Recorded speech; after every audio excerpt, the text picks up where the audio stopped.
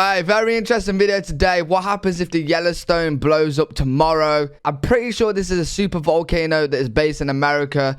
That's all I know about it. Let's see. The first 1,000 people who follow the link down in my description will get 30% off of an annual subscription to Skillshare Premium. Geographically, the United States has to be one of the most beautiful countries in the world.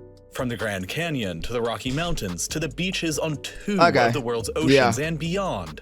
The list just goes on and on.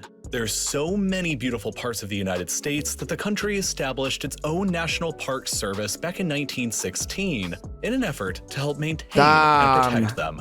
And in total, the service is now in charge of 63 of these protected areas, and when combined together, they cover an area of 85 million square kilometers, which is roughly the same size as the entire country of Germany. One of the most famous of these U.S. national parks is Yellowstone. It's located in the northwestern corner of the state of Wyoming, with some overlap in Montana and Idaho, and it covers roughly 9,000 square kilometers of land. Yellowstone is well known for its abundance of wildlife and its many geothermal features. Particularly Old Faithful, a geyser that regularly blasts water 50 full meters into the air approximately every 90 minutes. Over 4 million people visit the park to take in all of these sights every year, but Yellowstone is harboring a dangerous secret. Bro, look how insane that looks! Just atop a slowly ticking time bomb. The largest supervolcano, not only on the North American continent, but also anywhere on the planet right now. And it has a bit of a troubled past. You see, the Yellowstone caldera that we know today was actually formed by several titanic volcanic eruptions that took place a long, long time ago. One of them took place 2.1 million years ago, another that took place 1.3 million years ago, and the most recent taking place approximately 664,000 years ago. Long before Homo sapiens had ever arisen over in Africa. The last of those, that surrounds the Yellowstone Lake, ended up ejecting so much material during the blast that it left a 55 by 80 kilometer depression in the ground that we now know today as the current Yellowstone caldera. And each of these three colossal events is what is known geologically as a super eruption, meaning that on the Volcano Explosivity Index, they would all be listed as a magnitude 8 or higher, and at a minimum, at least 1,000 cubic kilometers of material was ejected during the most recent blast. So it's big. Well, insane to comprehend. Very big. Because that would basically be enough volcanic ash, lava, and other material to bury the entire state of Texas 1.5 meters deep. If we look at the geological history of Earth, we know that on average, the planet suffers from one of these supervolcanic blasts roughly once every 100,000 years. The most recent such occurrence was the New Zealand Lake Taupo volcano, which blew up approximately 26,500 years ago. But by looking at the history of the Yellowstone eruptions specifically, a disturbing pattern begins to look like it's emerging. The second most recent explosion took place about 800,000 years after the third most recent, while the most pretty much like every 700 years. 636,000 years after that one. And as mentioned previously, this most recent event happened 664,000 years ago, which is 28,000 years longer than the time between these two most recent explosions. This is one of the biggest reasons why Yellowstone in particular often receives so much attention in the global press. However, experts and scientists have repeatedly assured the public that an eruption at Yellowstone anytime in the near future is exceedingly unlikely, and the volcano's current status is dormant.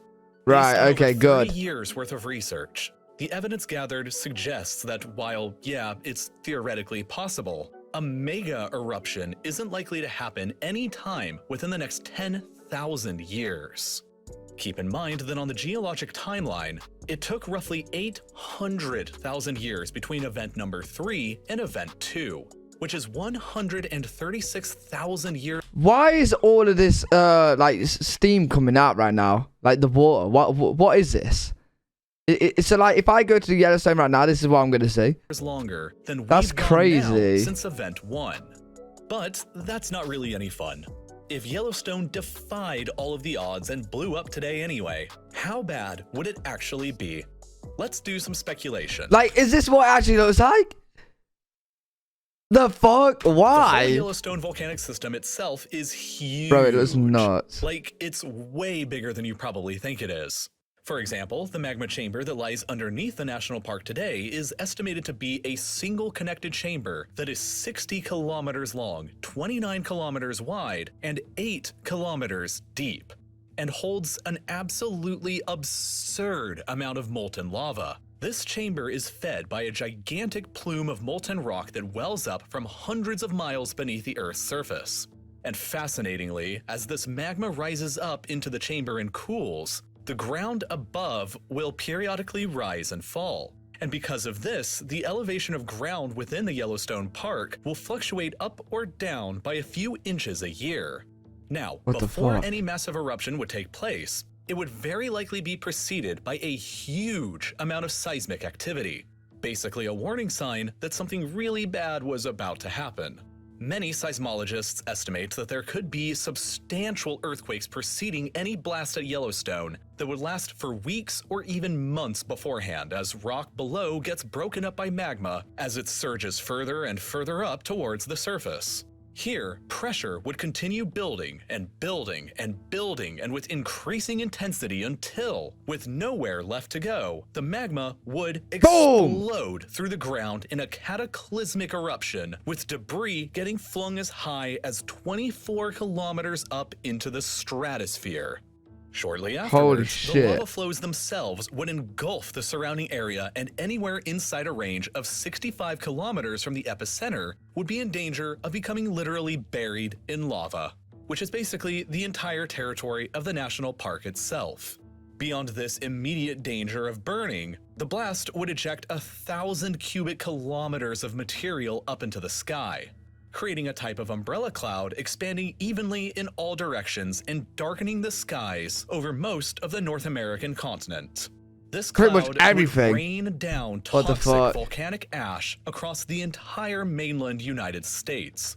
Wyoming, Idaho, Colorado, Montana, and Utah will, however, experience the most significant devastation and will probably be almost completely buried with up to a meter thick of hot volcanic ash. Denver, Salt Lake City, and Boise will be severely damaged or just outright destroyed.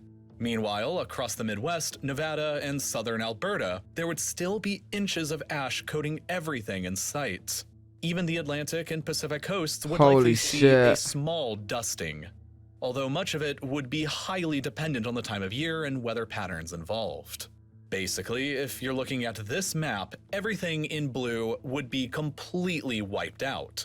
Everything in purple would be highly damaged. Everything in orange would be sort of damaged. And everything in yellow would be mildly damaged. The North American continent would take a pretty significant bruise. But the worst part of all of this would obviously be the terrible toll that it would take on human life. With a full meter of ash possibly being poured down upon you and your city, even if you are not close enough to see the volcano, it could still possibly kill not only you, but also plants, animals, and even crush buildings with the sheer weight of dense ash deposits. Even just a few inches of ash can completely ruin farmland, clog up roadways, and create serious respiratory issues for large amounts of the population. Not to mention that it would take out key infrastructure, contaminate water supplies, down power lines, prevent nearly all air travel on the entire continent, and even take out electrical transformers, which would bring America's power grid to a complete and utter halt. Even worse is that the ash would likely wipe out the entire Midwest's crop of corn and soybeans, and could even poison the farmland for an entire generation. This would make food production within the United States severely crippled, and America would likely have to rely on food imports from other continents in order to survive. But beyond the absolute chaos going on across North America, a volcanic eruption this big would also have a major impact on the global climate and affect everybody who lives on this planet in some way. You see, volcanoes can emit sulfur aerosols that are capable of reflecting sunlight back away from the Earth, which causes the climate to cool down. For example, most recently, when Mount Pinatubo erupted in the Philippines in 1991, it's estimated that it cooled the planet by an entire 1 degree for at least a few years. What? And that's not to mention the Great Tambora eruption, which occurred in Indonesia in 1815. That eruption, which was rated as a Category 7 on the Explosivity Index, is believed to have cooled the planet enough to damage crops around the world, potentially even causing several severe famines in certain areas. There was even snowfall during the month of June in the eastern half of the United States that year, as it became known as the year without a summer. These eruptions, however, Bro, what were the relatively fuck? tiny events That's compared to crazy. what a supervolcanic Yellowstone eruption might look like. Although it's hard to say with any kind of certainty, scientists estimate that with the amount of material that would be ejected into the atmosphere, the planet might cool by as much as 10 full degrees for an entire decade following a cataclysmic eruption at Yellowstone. Hey, look. UK is cold as it is. No. Please, no. Obviously, a change in the climate that huge would cause a global catastrophe, as It'd be crops freezing. around the world would be affected, likely endangering the lives of hundreds of millions of people and doing untold amounts of damage. FEMA, the U.S. Federal Emergency Management Agency, even published a rough estimate on what it thought the total damage cost to the United States would be in the event that Yellowstone ever actually blew. In that report, they estimated that it would cause roughly $3 trillion in damages, Jesus or almost Christ. 14% of the entire United States GDP. So, yeah, Yellowstone blowing up like this would be really, really bad for everybody. Yeah, please don't blow up. It's more than likely not gonna actually happen during any of our lifetimes, unless one of you becomes immortal.